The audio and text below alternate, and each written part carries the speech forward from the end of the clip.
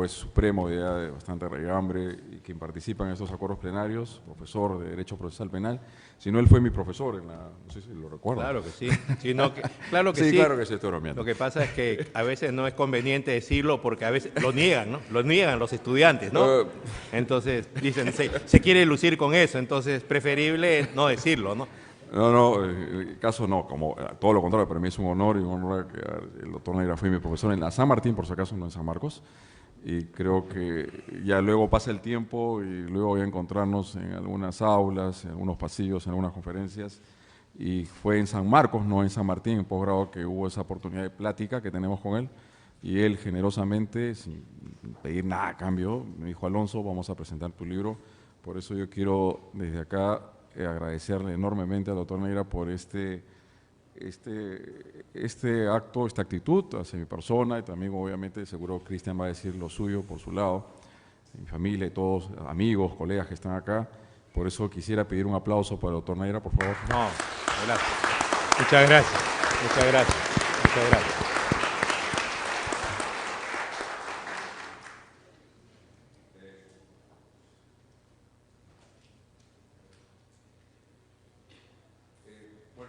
Me asumo un poco de moderador.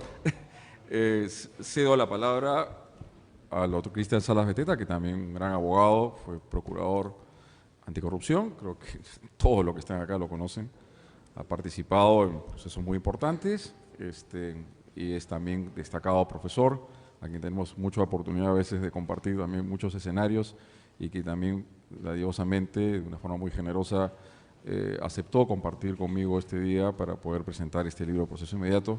Y entonces ustedes lo escucharán, un gran catedrático, un gran profesor, un gran abogado y un amigo. Gracias. Muchas gracias.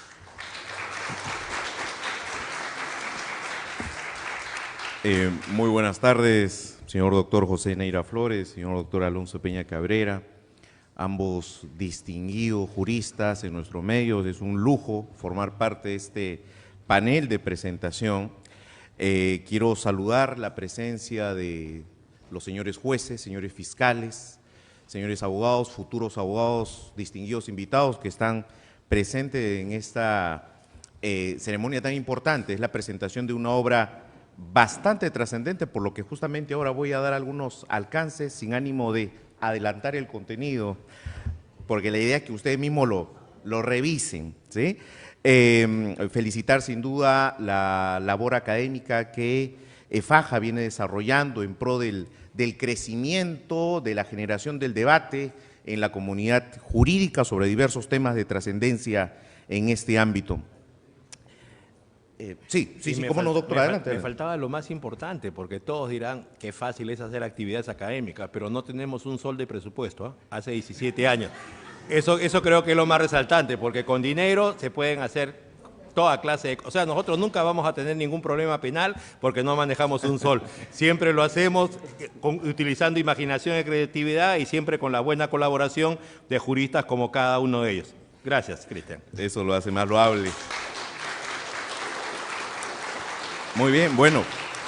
Y en ese mundo, pues, nos interrelacionamos, cruzamos ideas, informaciones, debatimos, y en esta oportunidad pues se me ha concedido el honor de presentar esta obra, El Proceso Inmediato, del profesor Peña Cabrera, distinguido colega y sin duda un gran amigo. Es un placer dar a conocer parte del contenido de esta obra. La he revisado por completo y hay varios aspectos que justamente el profesor Neira Flores ha lanzado al debate, que son estos casos que inicialmente individuales, particulares, generan un debate y permiten esclarecer muchas dudas para otros casos y determinar cierto criterio, uniformizar cierto criterio que nos permite hacer más previsible la justicia, que esa finalmente es la idea. Problemática. Cuando hablamos de proceso inmediato, casi siempre se nos va a presentar algunas interrogantes respecto a ciertas situaciones que necesariamente tenemos que absolver, tenemos que brindar soluciones, esclarecer, llegar a conclusiones, no basta con lanzar la problemática, y esa es la idea también de esta obra. Por ejemplo, una problemática cuando se nos habla de proceso inmediato, para el fiscal, por ejemplo, ¿debo siempre? ¿Siempre?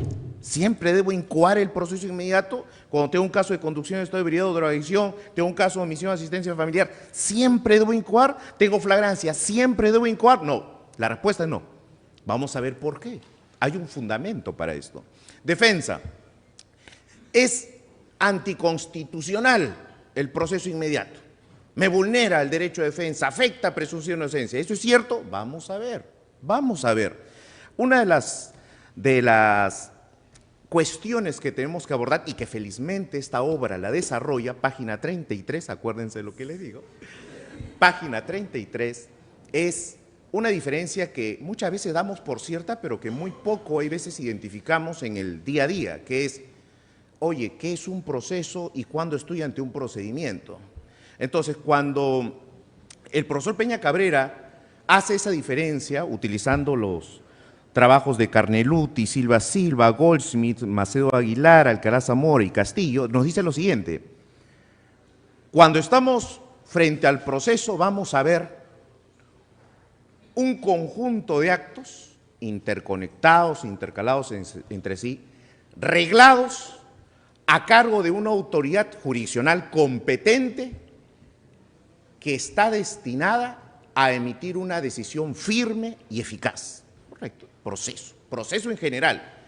En cambio, el procedimiento implica una secuencia de actos para un fin específico determinado. En otras palabras, cuando hablamos del proceso, podemos incluir varios procedimientos. Así, por ejemplo, llevando estas definiciones tan genéricas, hago un alto y saludamos la presencia del maestro Urquizo Laechea. Bienvenido, doctor, adelante. Cuando, basados en esta diferencia, aplicando esto al proceso penal, el proceso penal tiene procedimientos. Procedimiento cautelar, medidas coercitivas, procedimientos impugnatorios, procedimientos de mecanismos de la defensa, cuestiones previas, excepciones, etcétera. ¿Y esto por qué es importante? Porque a partir de las bases que se sientan del proceso, vamos a entender algo.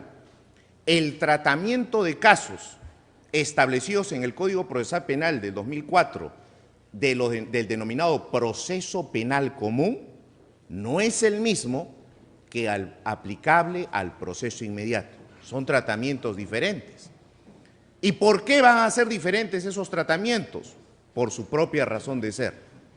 Una de esas razones que justifican ese tratamiento diferenciado es el siguiente: no podrá haber proceso inmediato si es que no hay diferencia de condiciones. Ojo, si no hay diferencia de condiciones. En un proceso penal común, en la investigación de un caso común, nosotros vamos a ver la necesidad de hacer una indagación preliminar y tras el desarrollo de esta indagación, si es que el fiscal logra conseguir lo que el Código denomina indicios reveladores, o la sentencia plenaria casatoria 1/2017 nos dice sospecha reveladora, el fiscal va a formalizar, a ejercer la acción penal y va a continuar con los actos de investigación preparatoria formalizada. Luego de la cual, al final, si es que el fiscal llega a la conclusión de que va a acusar, el Código le exige alto ahí. Si vas a acusar, tus indicios reveladores, tu sospecha reveladora no te sirve, no te es suficiente para acusar. ¿Qué necesitas? Elementos de convicción suficientes, sospecha suficiente. Ah, ok. Y luego de ello pasamos un control, etapa intermedia, filtro que de pasarse nos lleva al juicio oral, donde recién vamos a debatir en el fondo. En el proceso inmediato obviamente no tenemos ese esquema, no tenemos ese ritmo pausado de la investigación. La defensa no va a tener el tiempo que se requiere en un proceso común para conseguir sus elementos de descargo, para aportar información, para solicitarle al fiscal más datos. ¿Por qué? Porque la premisa es la siguiente: para que proceda ese proceso inmediato, ese proceso especial inmediato, en ese momento el fiscal no puede tener sospecha inicial, no puede tener indicios reveladores, no. Lo que necesita el fiscal al momento en que incoa en que requiere el proceso inmediato son elementos de convicción suficientes. O sea, los que se necesitan en un proceso penal común para acusar. ¿Eso cómo se consigue o cómo llegamos a ese momento? En base a flagrancia, en base a la propia confesión o en base a la existencia de elementos de esa naturaleza. Nos informa el doctor que se va a retirar ya en este momento. Le damos un gran aplauso, muchas por favor. gracias. Muchas felicidades, doctor Alonso Peña Cabrera. Me dan el permiso, como le dije originalmente, hay otra actividad. ¿Ya? Permiso. Hasta luego, doctor, nos vemos. Permiso. Entonces, miren cómo es que la premisa que va a justificar la procedencia del proceso inmediato, ese salto de la investigación preparatoria, va a ser la existencia de elementos de convicción suficientes. Ojo, elementos de convicción suficientes no entendidos como el tercer presupuesto que establece el Código para la procedencia del proceso inmediato. No, estos elementos de convicción suficientes tienen que acompañar a los tres presupuestos, a los tres supuestos. Esto es, cuando se sustente la incoación del proceso inmediato en flagrancia, esa flagrancia tiene que ir acompañada de elementos de convicción suficientes. Cuando se sustente la incoación en confesión del propio imputado, esa confesión tiene que ir aparejada de elementos de convicción suficientes. ¿Por qué es indispensable esto? Porque si tomamos literalmente la interpretación de la procedencia del proceso inmediato, yo, fiscal, voy a incoar cualquier caso de flagrancia. Y esa no es la idea del proceso inmediato. Todo caso de detención en flagrancia importa alta probabilidad de vinculación del sujeto detenido con el hecho. No. Miren, no. El artículo 259 del Código Penal nos establece varios supuestos de flagrancia. Lo que ya la doctrina y la jurisprudencia ha denominado flagrancia propiamente dicha, la cuasiflagrancia, etc. Les voy a poner un caso, un ejemplo de flagrancia, de detención en flagrancia. Una persona, nosotros, salimos de esta conferencia, 7 de la noche, vamos a tomar nuestro taxi fuera, vamos al estacionamiento a sacar nuestro carro, y mientras vamos caminando en la calle, con nuestro maletín, nuestra maleta o nuestra cartera, sentimos por detrás que un brazo rodea nuestro cuello, nos cogotea, nos asfixia, sentimos que nos desvanecemos, caemos al piso y en el piso sentimos patadas en la cara. Nos empiezan a patear los ojos, la nariz, nos fracturan la nariz, nos generan un sangrado en el rostro, nos nublan la vista y nos arrebatan la mochila, la cartera, el maletín. En ese momento, a los 2 minutos vemos que una patrulla pasa, le solicitamos auxilio, los efectivos policiales nos dicen, ¿cuándo ocurrió? Acaba de ocurrirme, estoy sangrando. Suba a la parte de atrás, deben estar por acá, vamos a buscarlos. Paralelamente a eso, los delincuentes han tomado nuestra cartera, han sacado nuestra laptop, han sacado nuestra billetera o el dinero que teníamos ahí y han tirado la cartera, el maletín, la mochila al piso y se han ido. Viene un muchacho que sale de la universidad y ve la cartera, ve el maletín, ve la mochila y dice, ¿quién es esto? Nadie. Se la pone al hombro y camina. Nosotros pasamos con la policía en la patrulla y reconocemos nuestra cartera. Pregunta, ¿la policía está facultada o no a detenerlo? ¿Sí o no? ¿Lo están encontrando con el objeto que ha sido sustraído en un contexto de violencia o no? Ya, o sea, eso va a ser una detención, lo van a detener. Pero la pregunta es, ¿proceso inmediato ahí? ¿O faltan más actos de investigación? Ya, miren, esa respuesta, cuando el juez dé esa respuesta o llega a esa idea o a esa conclusión en el debate, en la audiencia de incoación de proceso inmediato, es la que va a bloquear el pedido fiscal. La razón de ser del proceso inmediato es que no hace falta más actos de investigación. Ya tienes elementos de convicción suficientes. que justifican ¿qué cosa? Una causa probable. Por eso es que en este momento, vete a juicio oral. Si eso no existe, si el juez no llega a esa conclusión y dice no, la defensa está diciendo que él no ha sido y que acá faltan más actos de investigación. Acá falta solicitar las cámaras de vigilancia de la zona para ver efectivamente si él fue. Aquí ni siquiera ha habido acta de reconocimiento, no ha habido descripción previa del sujeto. ¿Cómo es que ahora lo reconoce? Si el juez llega a esas conclusiones, el juez va a decir, señor fiscal, primer filtro, improcedente su incoación de proceso inmediato. Miren ustedes, o sea, la razón de ser del proceso inmediato es que en un momento inicial nada más, el fiscal tiene que ya tener elementos de convicción suficientes. Si es que el fiscal no tiene eso, señores, no estamos en un contexto de proceso inmediato. Esa es la razón de ser. Por tanto, a la problemática esta, el proceso inmediato coloca en condiciones diferentes al fiscal y al defensor. Sí, pues, sí los coloca. Si no colocara a los sujetos en diferentes posiciones en relación al material probatorio obtenido, no sería proceso inmediato. Tendríamos que irnos al proceso común, donde todavía tenemos una gran duda, donde aún falta investigar más, donde es necesario desarrollo de más actos de investigación. Entonces, esto tenemos que precisarlos a efecto de ¿qué? A efecto de no plantear cuestionamientos constitucionales en las audiencias de incoación. Ya hemos visto en muchos casos cómo es que el cuestionamiento a la norma por supuestamente generar o dejar en indefensión a persona investigada o contra quien se está pidiendo la incoación de proceso inmediato, lo que hace simplemente es generar un distractivo para lo que es materia del debate en relación a la procedencia. Entonces, por eso es que en esta obra el doctor Peña Cabrera le dedica un buen espacio a las bases procesales. Proceso, procedimiento, proceso común, proceso especial. Y algo importante, página 33 y siguientes. Se las lanzo para que ustedes la revisen y profundicen esto, porque esto es básico. Miren lo que señala el profesor Peña Cabrera.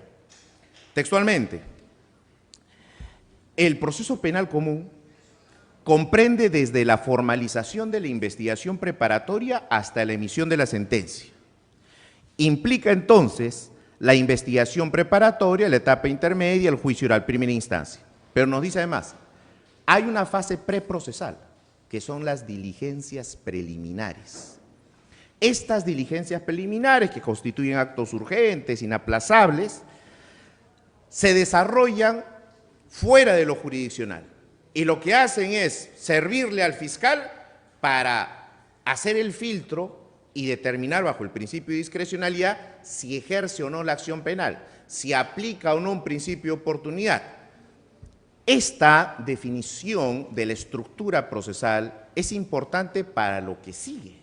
Es decir, y en un proceso inmediato, es un proceso especial, ¿cuándo inicia el proceso? Imaginemos, detención del sujeto en flagrancia, diligencias preliminares, 48 horas, diligencias preliminares. El fiscal dice, no, lo detuvimos en flagrancia en plena comisión de los actos ejecutivos del delito. Tenemos todos los elementos de convicción que lo vinculan con el hecho delictivo, la conducta es típica, sí. Y el fiscal presenta su requerimiento de incoación de proceso inmediato al juez.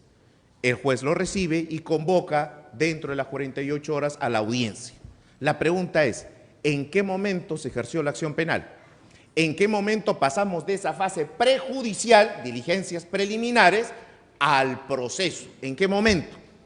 Se entiende que es al momento en el que el fiscal presenta su requerimiento de incoación. Se entiende. ¿Por qué? Porque a partir de ello, las defensas van a poder plantear todos los cuestionamientos contra esa acción. Siguiendo a Guzmán Fluja, nos dice el doctor Peña Cabrera, ¿cómo el proceso penal logra su objetivo? ¿Cómo logra su objetivo? En un Estado democrático de derecho, el proceso penal no se convierte, no constituye una herramienta, un instrumento para llegar o averiguar la verdad a como dé lugar, miren, a toda costa, que es lo que en realidad la sociedad aspira, ¿no? O sea, queremos que el Estado a través del proceso judicial llegue a la verdad, sí, pues, pero allí hay varios conceptos básicos que tenemos que tener claro. El proceso penal, mejor dicho, el sistema de administración de justicia está en la capacidad, ojo, legal, ni siquiera fáctica, legal, de llegar a la verdad absoluta. Ahí vamos a entrar en una discusión filosófica, o sea, la verdad va a depender del punto de vista de cada quien y de cómo ocurrieron los hechos. ¿A qué tipo de verdad aspira el proceso judicial? ¿A qué podemos llegar? A lo que Michele Tarufo denomina la certeza. Esto es, aquella afirmación que puede ser acreditada, que puede ser probada. Esto es importante porque en el desarrollo de esa actividad probatoria tenemos que respetar garantías. No podemos llegar a condenar a alguien después de haber conseguido material probatorio que afectó indebidamente sus propios derechos fundamentales, vulnerando el principio de autoincriminación, el principio de legalidad, la presunción de inocencia a través de actuaciones prohibidas. No se puede. No se puede aceptar eso en un Estado democrático de derecho. No podemos llegar a una confesión, a un acogimiento, a una colaboración eficaz, presionándolo para que no esté preso.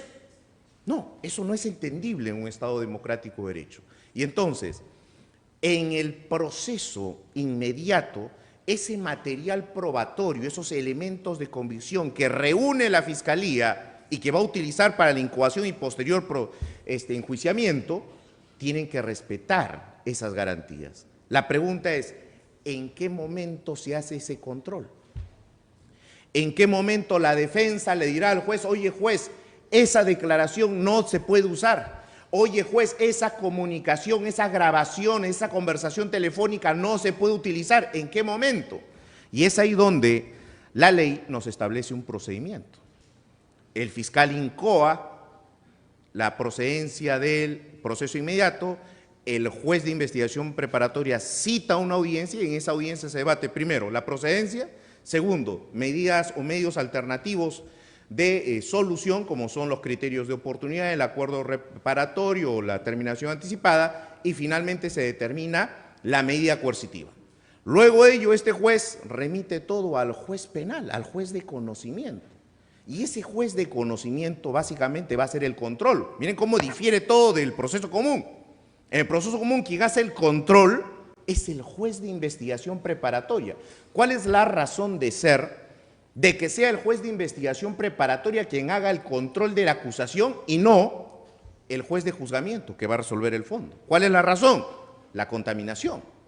Porque el juez de investigación preparatoria, al decirle al fiscal, tu acusación reúne todos los requisitos formales y además sustancialmente sí amerita pasar a juicio porque sí hay una causa probable. Pregunto, ¿ese mismo juez va a tener la imparcialidad para resolver ese caso? Obviamente no. No, ya está contaminado. ¿Por qué se admite entonces que sea el juez de juzgamiento en el proceso inmediato quien haga ese control, emite el autoenjuiciamiento y el auto de citación a juicio y lleve adelante el juicio? ¿Por qué? ¿Cuál es la razón de ser? La premisa del proceso inmediato. El proceso inmediato de por sí, ¿qué implica? La existencia de elementos de convicción suficientes. Claro, o sea, ya no estamos debatiendo eso. Ya hay elementos de convicción suficientes, para eso se determinó la procedencia y el juez lo que va a hacer es pasar el filtro y luego conocer. Algo importante aquí es una precisión que justamente el profesor Peña Cabrera hace en su obra. El hecho de que la incoación pase el filtro y se determine la procedencia de la audiencia al juicio inmediato, señores, esto no significa que va a haber condena. Ese chip tenemos que quitarnos.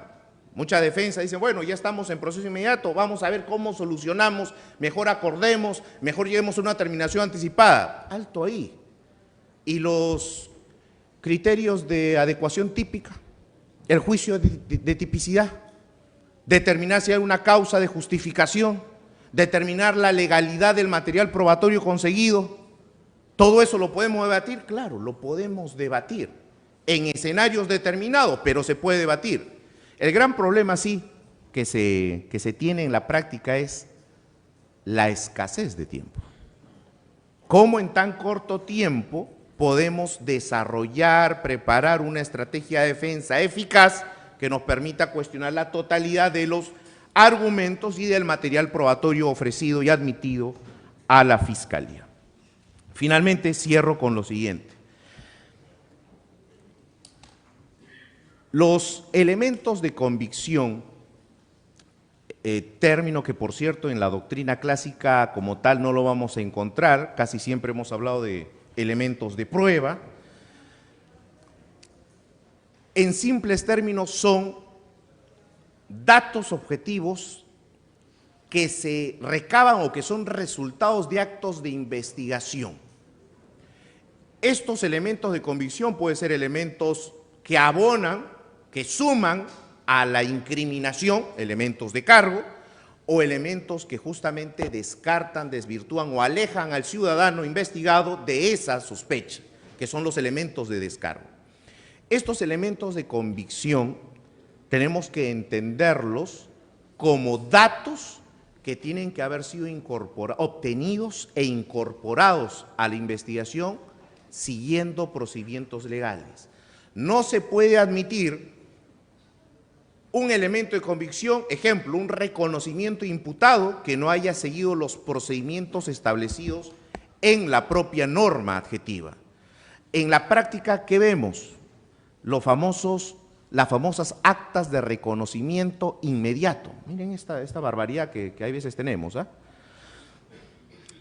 El Código Procesal Penal para la diligencia de reconocimiento de imputado establece un procedimiento, que es un procedimiento que no se le ocurrió a nuestro Congreso, al legislador, no, es un procedimiento que es producto de años de doctrina y jurisprudencia extranjera. Esto es, el agraviado, presunto agraviado por un delito o un testigo, puede reconocer al autor o a los partícipes del hecho, sí, claro. Pero para darle credibilidad a la versión de este agraviado o testigo, en relación a la sindicación que va a ser del sospechoso, tenemos que darle ciertos datos y bases de objetividad a esa sindicación, a ese reconocimiento. Y entonces el código nos dice, primero, antes de ponerle al sujeto al frente, al agraviado o al testigo, esta persona tiene que describirlo. Tiene que haber una descripción física. Y claro, aquí también estamos mal acostumbrados que ¿cómo era el sujeto? Era un hombre grande y gordo. Pues ahí entramos todos, bueno, casi todos. Señores, hay ese tipo de declaraciones. No, pues, esa declaración, esa descripción tiene que ser lo más específica posible, ¿no? El sujeto que me atacó era alto de aproximadamente 1,70 m, 1,75 m, cabello oscuro, negro, crespo, ensortijado, tenía un tatuaje en el brazo, una calavera. Bueno, ya va siendo más específica la descripción previa. Y luego de eso recién, si es que se tiene al sujeto detenido, se le coloca a la vista, incluso resguardando al testigo, se le coloca a la vista con personas con similares características. No una señora, no a un enano, no, personas con similares características. Y uno dirá, pero ¿y por qué, no? ¿Por qué? Miren, la legislación en este caso lo que busca es darle mayor credibilidad a la versión de ¿quién? Del que está reconociendo. Pero al mismo tiempo la legislación protege ¿qué cosa? Protege al ciudadano sospechoso de cualquier imputación o sindicación antojadiza. Vamos de nuevo al caso de este muchacho que se encontró la cartera en la calle. Estamos en el asiento de atrás, somos los agraviados, sangrando, adoloridos, con la nariz rota, y vemos que un muchacho está con nuestra mochila, nuestro maletín, caminando en la calle. Le decimos al policía, esa es mi mochila. El policía lo detiene al muchacho y nos dice, señor, ¿él lo atacó? La pregunta es, ¿ustedes qué dirían? Usted diría, no, según los estudios del profesor Peña Cabrera, todavía falta más acto de investigación. No, hay que guardar la presunción de inocencia. ¿Ustedes dirían eso como agraviado? ¿O ustedes dirían, sí, yo creo que es él? Esas sindicaciones cargadas de subjetividad, cargadas de rencor, son las que justamente los procedimientos legales en los actos de investigación buscan evitar. Y si se dan, se buscan excluir a través de los mecanismos que tenemos. Ejemplo, la tutela de derechos. Acuerdo Plenario 4/2010. La pregunta entonces es, ¿y en qué momento yo puedo cuestionar eso en un proceso inmediato? ¿Lo puedo hacer en la audiencia incoación? Sí. ¿Lo puedo hacer incluso en la audiencia de juicio oral? También. Pero ojo, si desde la audiencia de incoación ya vamos, estoy hablando desde el lado de la defensa, ya vamos cuestionando la legalidad de ciertos actos, estableciendo que se está investigando a la persona incorrecta, que faltan más actos de investigación para esclarecer quién realmente lo hizo, el mensaje al juez va a ser claro. Juez, acá no cabe proceso inmediato, acá lo que cabe es una investigación en un proceso común, que sigue investigando el fiscal, no podemos irnos así a un juicio oral. Esto lo desarrolla magistralmente el doctor Peña Cabrera en esta obra que me plazco también presentar. Estimado Alonso, quiero felicitarte por el desarrollo de esta obra que tiene una gran base procesal, y también hay comentarios en jurisprudencia muy rica, la citada por el propio maestro José Neira. Quiero agradecerles a ustedes por su participación. Las cámaras no pueden ver, pero acá tenemos a colegas de pie al fondo. Les agradezco por su participación, es valioso lo que ustedes están haciendo, esta constante actualización, esta capacitación. Señores, así también mejoramos la administración de justicia, así también contribuimos a la mejora de la administración de justicia. Saludos a los colegas y futuros colegas también del aula virtual que nos están